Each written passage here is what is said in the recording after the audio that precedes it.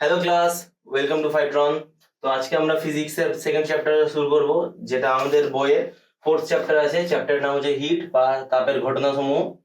এবার আমরা আস্তে আস্তে ফিজিক্সের অন্যান্য অ্যাসপেক্টে ঢুকতে থাকবো। অনেকে কমেন্ট করেছিল স্যার চ্যাপ্টার বই, তো এই যে আমি চ্যাপ্টার নিয়ে চলে এসেছি। এই চ্যাপ্টারটা মনে হয় আমাদের 3টা বা 4টা মিনিটের মধ্যে কভার হয়ে যাবে। যদি তোমাদের কিছু কোশ্চেন থাকে ডিরেক্টলি আমাকে পাঠাবে, নিচে কমেন্ট করবে, নিচে আমাদের মেল আইডি দেওয়া আছে, মেল আইডি দিয়ে তোমরা পাঠাতে পারো।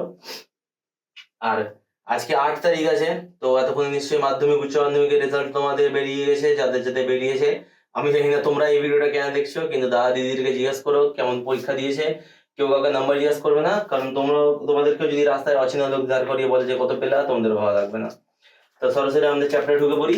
চ্যাপ্টার নাম হচ্ছে হিট। ফিজিক্সের প্রধান প্রধান কয়েকটা চ্যাপ্টার আছে, তার নাম হচ্ছে তাপ, আলো,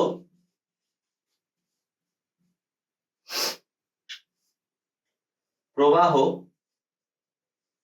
বা এটাকে তোমরা ওয়েভও বলতে পারো, ঠিক আছে, আর বিদ্যুৎ। এই চারটা হচ্ছে আমাদের ফিজিক্সের 4টা পা। এই 4টা জিনিস নিয়ে আমরা যত কিছু পড়াশোনা করব। এবার এই সবটির মধ্যে আমরা আলোটা তো কয়েকদিন পর পড়বই, ওয়েভটা আমরা নাই, আমি যখন 11 ক্লাস করাবো তোমরা তখন ওখানে পড়তে পারবা। আলো আর বিদ্যুৎটা আমরা কদিন পর আস্তে আস্তে পড়বো। বিদ্যুৎটা খুব সুন্দর চ্যাপ্টার, সবাই পড়তে ভালো লাগবে খুবই। তো এখন চ্যাপ্টার হচ্ছে তাপ। তাপ কি? এই যে আমাদের আশেপাশে বিভিন্ন ধরনের ভৌগোলিক পরিবর্তন, ক্লাইমেট চেঞ্জ, পরিবেশের পরিবর্তন, এগুলো সব যে হচ্ছে, এখানে তাপ কিন্তু একটা ফ্যাক্টর। আমরা বলি দাদা টেম্পারেচার কত হয়ে যায়, আমরা গুগল দেখে বলি টেম্পারেচার 29 ডিগ্রি সেলসিয়াস। এটার মানেটা কি? বা কেউ বললো আজকে 35 ডিগ্রি সেলসিয়াস চলে গেছে। আমরা থার্মোমিটারে দেখি, আমরা বলি বাপরে 102 ডিগ্রি জ্বর ফারেনহাইটে থাকি।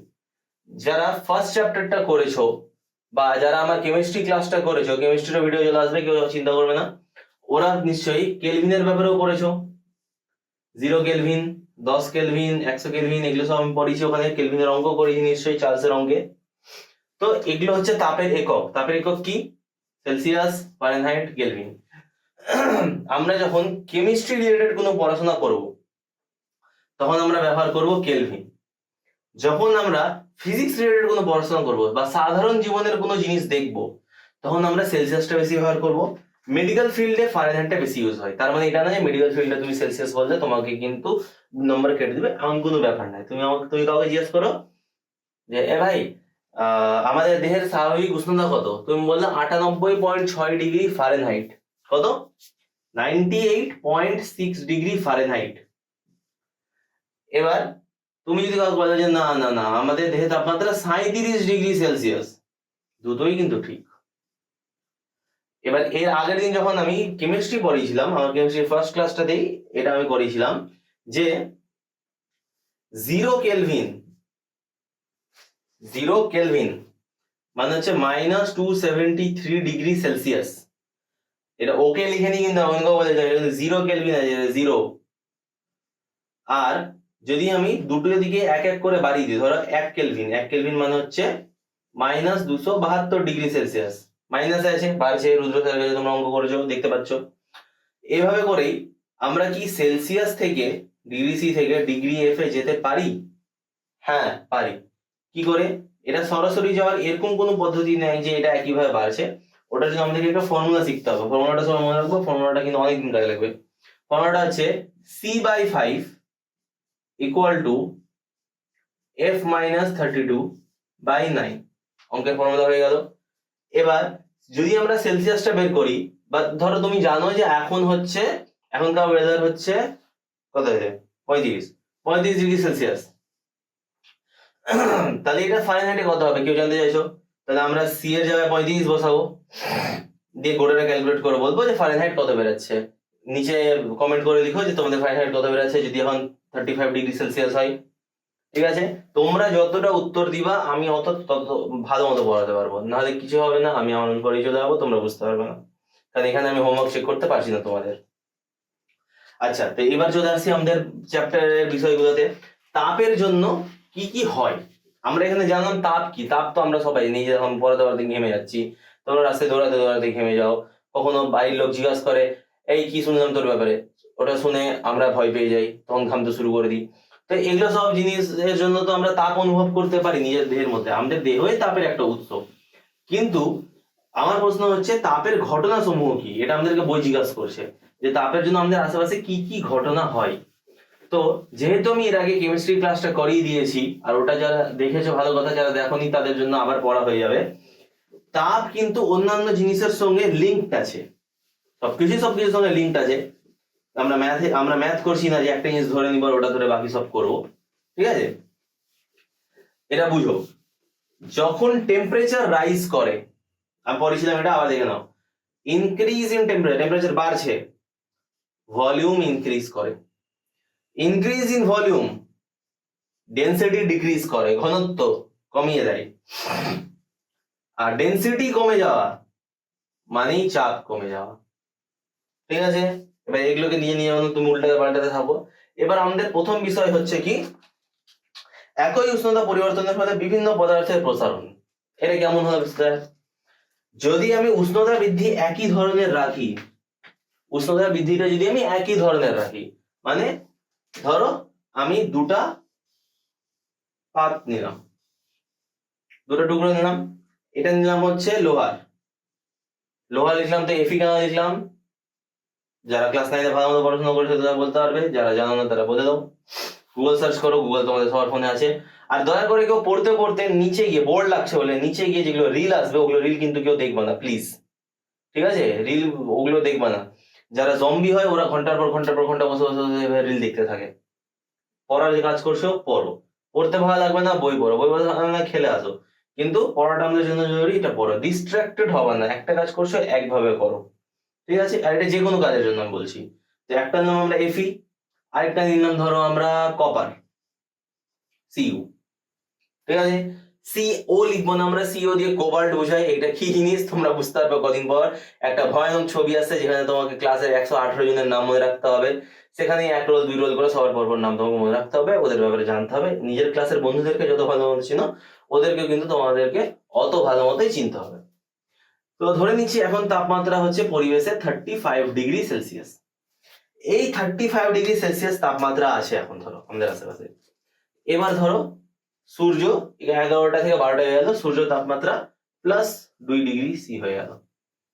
তাহলে এটার জন্য এদের মধ্যে কি চেঞ্জেস আসবে? চেঞ্জেস আসবে কি? অবশ্যই আসবে। আমরা কি বললাম? টেম্পারেচার ইনক্রিজ মানে ভলিউম ইনক্রিজ, ভলিউম ইনক্রিজ মানে density increase, decrease, density decrease মানে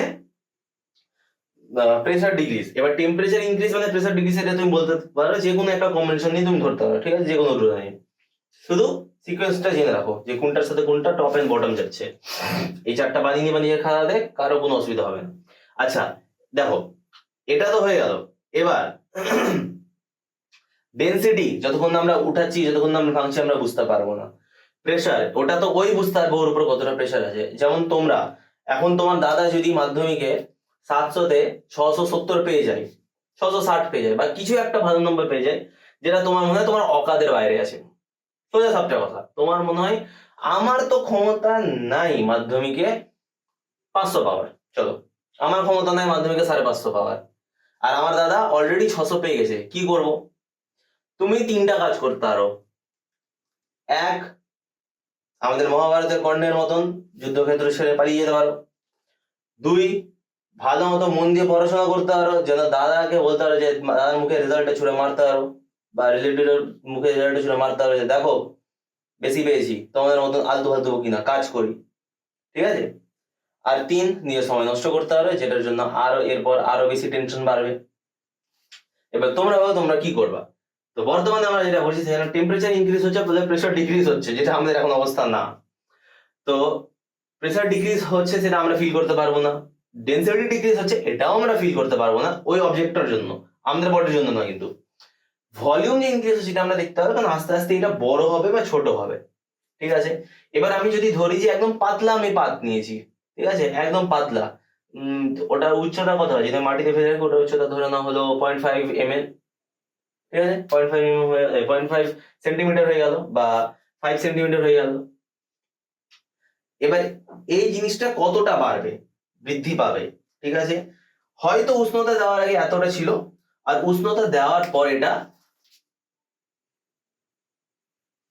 এইভাবে করে একটু আস্তে করে সব দিকে আলগা করে বেড়ে গেল। যেদিকে তাপ বেশি পড়বে সেদিকে বেশি বাড়বে, কিন্তু আমি সব দিকে বাড়িয়ে রাখলাম। আয়রন কিন্তু এতটা বাড়লো না, আয়রন কিন্তু সামান্য বাড়লো, ঠিক আছে, আয়রন কিন্তু সামান্য বাড়লো। আমি ছবি খুবই বাজে আঁকি, বুঝতে পারলে বুঝো, না বুঝতে পারলে নিজে জিজ্ঞেস করো। কপার বেশি বাড়লো, আয়রন কম বাড়লো, ঠিক আছে। এটাই বলছে যে আলাদা আলাদা জিনিস আলাদা আলাদা ধরনের ব্যবহার করে। যেমন একই পরিস্থিতিতে আমরা আলাদা আলাদা ধরনের রিয়েকশন নিই, ঠিক একইভাবে একই পরিস্থিতিতে দুটো আলাদা আলাদা মেটালস আলাদা কাজ দেখাচ্ছে। এখানে তুমি পাশে একটা পাত্র রেখে দাও, ঠিক আছে, উড, ঠিক আছে, ওর মধ্যে দেখবা অলমোস্ট কোনো চেঞ্জ দেখতে পাবে না।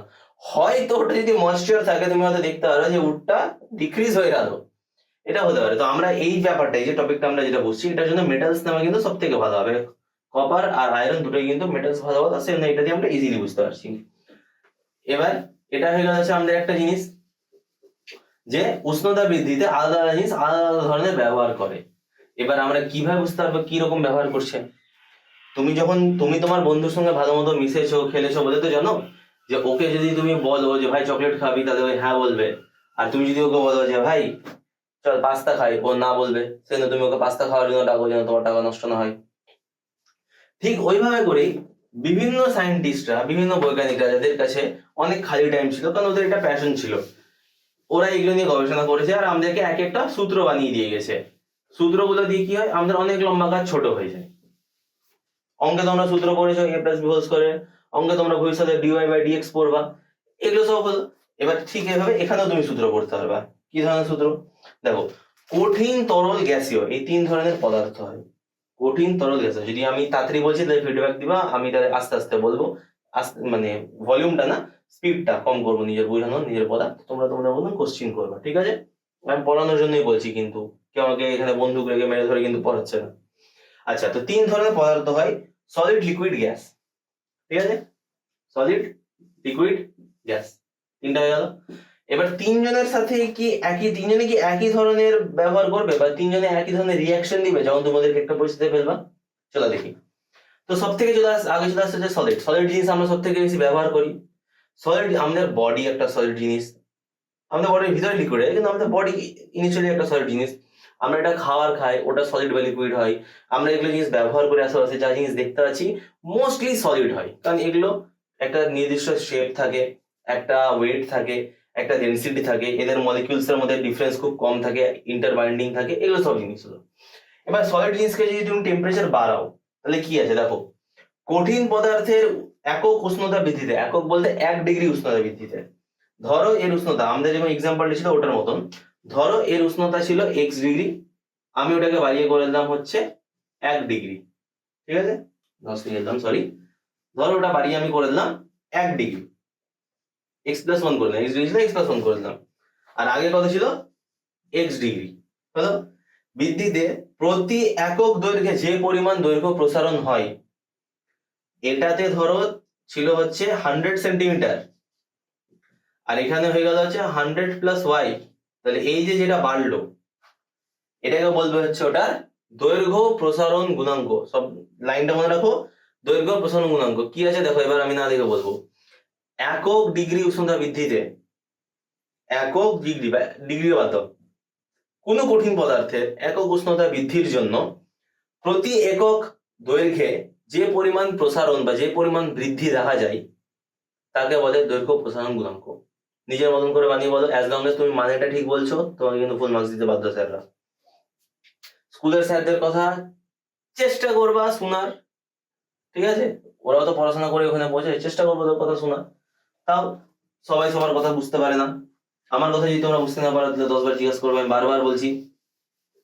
তাহলে এটা হয়ে গেল দৈর্ঘ্য প্রসারণ গুণাঙ্ক। দৈর্ঘ্য প্রসারণ গুণাঙ্কে আমাদের আমরা ফর্মুলাটা কি পাবো? ফর্মুলা হচ্ছে, এখানে বলে দিয়েছে, যদি উষ্ণতা তার θ ডিগ্রি হয়, ওটা আছে দেখতে পাবা, যদি উষ্ণতা θ ডিগ্রি হয়, তাহলে এর দৈর্ঘ্য প্রসারণ গুণাঙ্কের জন্য আমরা কি করবো, দৈর্ঘ্য প্রসারণ গুণাঙ্ক লিখবো হচ্ছে আমরা লেন্থ। ওটাকে চার্টই বানিয়ে দিয়ে দিচ্ছি না,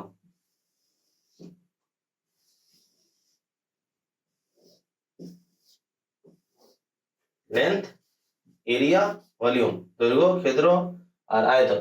চলো, তো এটার জন্য কি করব, আমরা এখানে ধরে নিচ্ছি উষ্ণতা, যেটা আশেপাশের উষ্ণতা ছিল, ওই উষ্ণতাটা চলো বইয়ে বলেছে থিটা, আমরাও থিটাই ধরে নিচ্ছি, থিটা ডিগ্রি। এটা কিন্তু থিটা, থিটা যদি কারো বস্তু উষ্ণতা আছে তাহলে অন্য কিছু দিয়ে দিচ্ছি। চলো আমরা দিয়ে দিচ্ছি চলো কে, উষ্ণতা ছিল কে ডিগ্রি, ঠিক আছে। দিয়ে ওটা বৃদ্ধি করে করা হলো হচ্ছে K1 ছিল, ওটা বাড়িয়ে K2 করা হলো, K1 ডিগ্রি থেকে বাড়িয়ে K2 ডিগ্রি করে দিলাম। তাহলে কি হবে, দৈর্ঘ্য প্রসারণ গুণাঙ্ক আমাদেরকে বলছে যে আগে এর দৈর্ঘ্য ছিল হচ্ছে L1, এখন হয়ে গেল L2। তুমি টেম্পারেচার বাড়াবে, লেন্থ বাড়বে, টেম্পারেচার কমাবা, লেন্থ কমবে, ঠিক আছে। তো এখানে বলছে যে এই যে লেন্থের চেঞ্জটা হলো, লেন্থটা না, লেন্থে যে চেঞ্জটা হলো, L1 থেকে L2 হলো, মানে চেঞ্জ কত হলো, L2 minus L1, L2 minus L1 divided by যেটা আগে লেন্থ ছিল ইনটু টেম্পারেচারের চেঞ্জ, ইনটু টেম্পারেচারের চেঞ্জ, K2 মাইনাস K1। তাহলে দৈর্ঘ্য প্রসারণ গুণাঙ্ক কি, দৈর্ঘ্য প্রসারণ গুণাঙ্ক হচ্ছে দৈর্ঘ্যের পার্থক্য ডিভাইডেড বাই পুরনো দৈর্ঘ্য ইনটু উষ্ণতার পার্থক্য। L2 মাইনাস L1 হচ্ছে দৈর্ঘ্যের পার্থক্য ডিভাইডেড বাই আগের দৈর্ঘ্য কত ছিল L1 ইনটু উষ্ণতার পার্থক্য কত হলো K2 মাইনাস K1 লিখে দিলাম। এবার এটা সাধারণত তোমরা চেষ্টা করবে ডিগ্রি সিতে লেখা, যদি তোমার ফারেনহাইট থাকে তাহলে এখানে চেঞ্জ করে নেওয়া, যদি কেলভিন থাকে তাহলে তো চিন্তার কিছু নাই, মাইনাস করে ওটাই ভ্যালু আসবে ডিফারেন্স হিসেবে, তাও তুমি নিয়ে আনতে পারলে নিয়ে আনতে পারো। এটা হয়ে গেল যে সলিডের লেন্থের জন্য। নেক্সট হচ্ছে লিকুইড, এখানে LIQ লিখে দিই না, তোমরা এটা ঘুরিয়ে দিবা, তোমাদের উপর বিশ্বাস নেই আমার, হলো। আর এটা নিলাম আমরা হচ্ছে সলিডের জন্য লেন্থেরটা। সেম ভাবে সলিডের আমরা ক্ষেত্র প্রসারণ করব, দৈর্ঘ্য প্রস্থ, এখানে কিন্তু প্রস্থর কথা হচ্ছে না, এখানে বলছে ক্ষেত্র, ক্ষেত্রফল, জায়গা, কতটা স্থান নিচ্ছে ভূমির উপর বা যে সারফেসে রাখা আছে ওটার উপর কতটা জায়গা নিচ্ছে, এটা ক্ষেত্রফল চ্যাপ্টার ইনসার্ট হয়। ক্ষেত্রফল ইজ এ 2D থিং, ওকে। তো এটাকে আমরা ইংলিশে বলি হচ্ছে এরিয়া। আমার এরিয়া থেকে বেরিয়ে যা, ওরকম ব্যাপার, এরিয়া। তো আর পড়ার দরকার নাই, এখানে যা দেখছো সেম টু সেম হবে। কি, এখানে আমরা লেন্থ করছি তো লেন্থের পার্থক্য করলাম, এখানে আমরা এরিয়া করছি তো এরিয়ার পার্থক্য করবে, A2 মাইনাস A1, যেটা এরিয়া হলো মাইনাস যেটা এরিয়া ছিল চেঞ্জটা, ডিভাইডেড বাই আগে যেটা এরিয়া ছিল ওটা ইনটু K2 মাইনাস K1। দেখো মিলটা দেখতে পাচ্ছ, মানে একটা পড়লে কিন্তু গোড়াটা পড়া হয়ে যাবে। এটার তোমরা কি লিখলা, তোমার ওই সংজ্ঞাতে কি লিখলা, একক উষ্ণতা বৃদ্ধির জন্য, 1 ডিগ্রি উষ্ণতা বৃদ্ধির জন্য, 1 ডিগ্রি লিখবা না, চেষ্টা করবে এককটা লেখা, একক উষ্ণতা বৃদ্ধির জন্য একক দৈর্ঘ্যে যে প্রসারণ হয় সেটা দৈর্ঘ্য প্রসারণ, একক উষ্ণতা বৃদ্ধির জন্য একক ক্ষেত্রে বা একক ক্ষেত্রফলে বা একক প্রস্থচ্ছেদে, একই শব্দ, যে পরিবর্তন হয় সেটাকে বলে প্রসারণ গুণাঙ্ক। সেম ভাবে আমরা এটা লিখে দেবো, এটা লিখো দেখি তোমরা, এটা আমি লিখবো না, এটা তোমরা নিয়ে লিখো নিজের খাতায়। তো এটা হয়ে গেল হচ্ছে তিনটে জিনিস আমাদের, আয়তন প্রসারণ গুণাঙ্ক, ক্ষেত্র প্রসারণ গুণাঙ্ক আর দৈর্ঘ্য প্রসারণ গুণাঙ্ক। কার? সলিডে। সলিডেরটা সব থেকে সহজ, কেন? আমরা জানি এর একটা এটা শেপ আছে, এই শেপটা এতটা বাড়বে। এবার তোমরা বলবে যে স্যার এটা তো 3 ফর্মুলা পড়ে গেল, চেঞ্জটা কেন একই হবে, মানে একই হচ্ছে না, কারণ এর আগে আমরা করলাম যে আয়রন আর কপারের কিন্তু চেঞ্জটা সেম হচ্ছে না, তার কারণ আছে, করেছি। দাঁড়ো, এতটুকু জেনে রাখো যে মেটালিক বডি ইজিলি যেহেতু হিট ট্রান্সফার করতে পারে, সেজন্য ওর মধ্যে আমরা চেঞ্জটা দেখতে পাই। নন মেটালিক বডি যেমন উডের ক্ষেত্রে আমরা এই চেঞ্জটা দেখতে পাই না।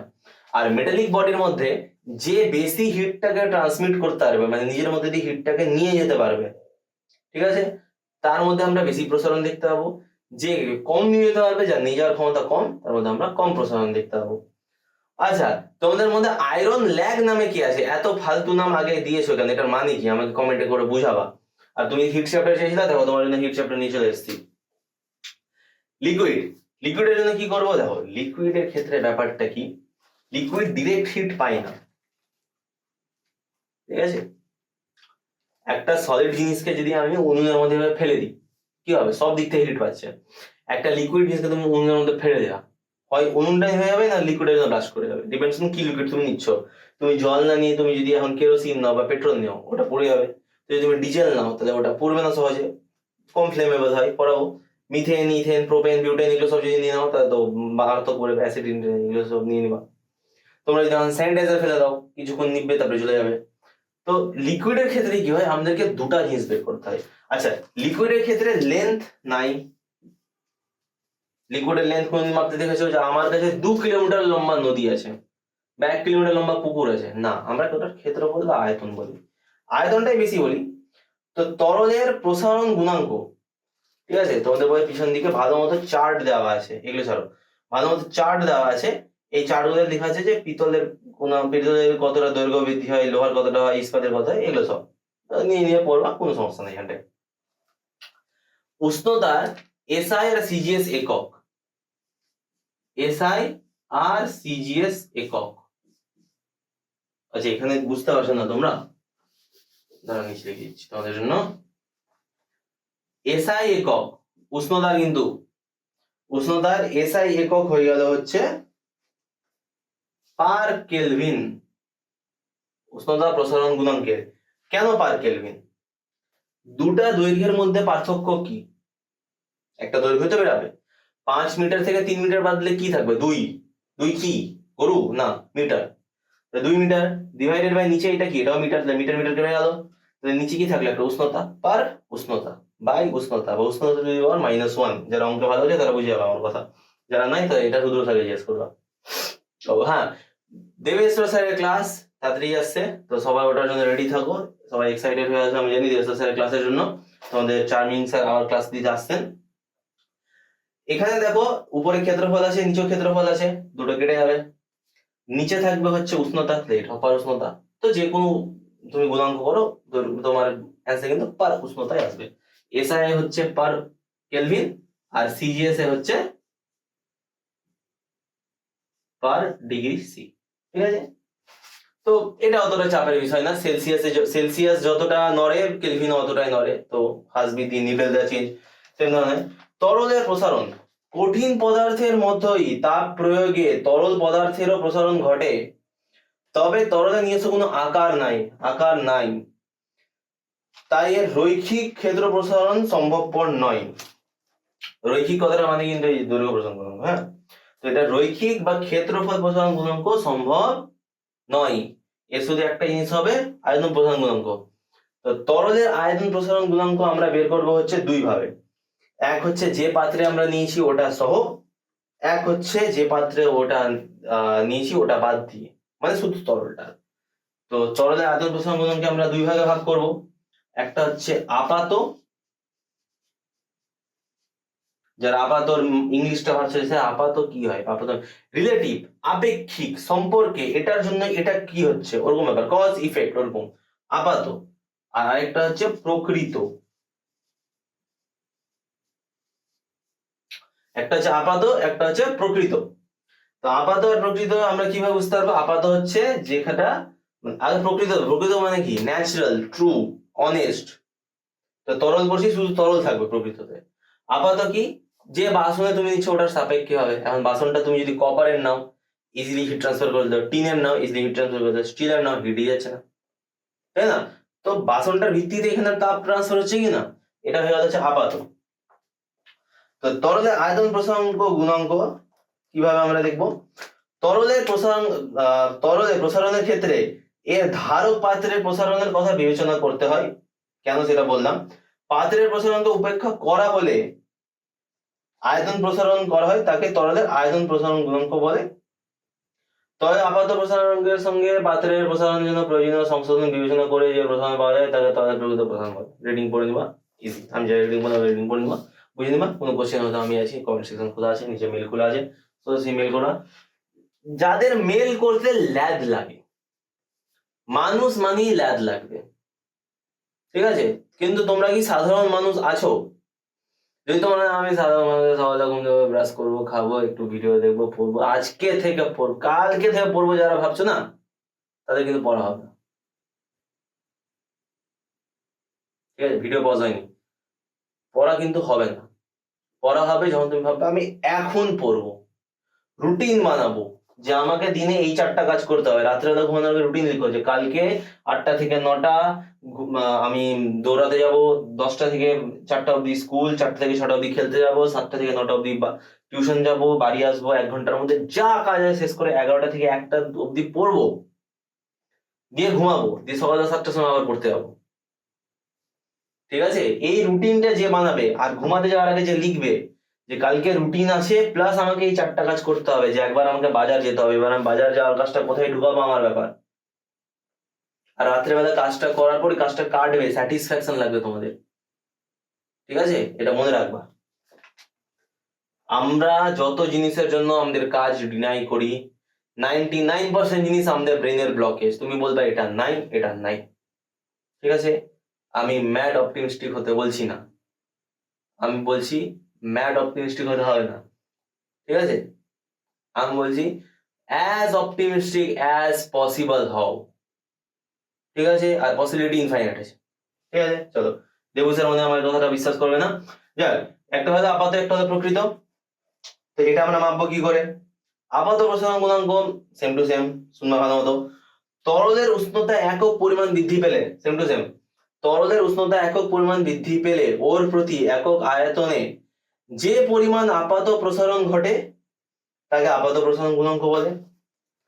তরলের উষ্ণতা বৃদ্ধি পেলে একক পরিমাণ বৃদ্ধি করলে ওর প্রতি একক আয়তনে যে প্রকৃত প্রসারণ ঘটে তাকে প্রকৃত প্রসারণ গুণাঙ্ক বলে। সেম ফর্মুলা, জাস্ট একটা শব্দ ঢুকিয়ে দিয়েছে প্রসারণের আগে, আপাত হলে আপাত বলে, প্রকৃত হলে প্রকৃত বলে। ঠিক আছে, যারা লিখে লিখে পড়ছো প্লিজ রিকোয়েস্ট করছি লিখে পড়ো। আমার কাছে শুনছো লিখো, বইয়ে পড়ছো বইয়ে দেখে দেখে লিখো, না দেখে না, দেখে দেখে লিখো, লিখবা বেশি মনে থাকবে।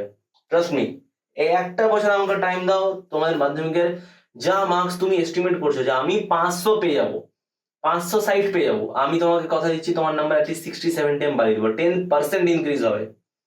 ঠিক আছে, আপাত প্রসারণ গুণাঙ্ক হয়ে গেল, প্রকৃত প্রসারণ গুণাঙ্ক হয়ে গেল। ফর্মুলা কি? ফর্মুলা দুটোরই সেম, দুটোরই ফর্মুলা সেম। দুটোর ফর্মুলা একসাথে লিখছি আমি, V2 মাইনাস V1। ঠিক আছে, V2 minus V1 by V1 into K2 minus K1। যারা দেখতে পাচ্ছ না তারা বলবো, আমি তাহলে এটা উপরে লিখে দেবো। একদম আলাদা ফর্মুলা, একদম আলাদা ফর্মুলা না, ও একই আছে, তাহলে তো তোমরা এটা পারবা নিজে, এটা নিয়ে অঙ্ক করতে পারবা। একটা মনে থাক, একটার উদাহরণ মনে রাখবা, উদাহরণ বাদ দাও, একটা ফর্মুলা মনে রাখবা, একটা সংজ্ঞা মনে রাখবা, বাকি সব পারবা। ঠিক আছে, এটা হয়ে গেল তরলের। এবার আসবো হচ্ছে আমরা গ্যাসের। গ্যাসের আচরণ চ্যাপ্টারটা আমি পড়িয়েছি, এবার গ্যাসের প্রসারণ পড়াবো। গ্যাস বৃদ্ধি করে, গ্যাস বৃদ্ধির একটা সব থেকে ভালো উদাহরণ কি দেখতে পাও তুমি? বেলুন। বেলুন যখন ফু মারো দেখবে গরম হয়ে যায়, ভলিউম ইনক্রিজ, টেম্পারেচার ইনক্রিজ। আমরা উল্টাটা করছি, টেম্পারেচার ইনক্রিজ হচ্ছে তাহলে ভলিউম ইনক্রিজ হবে।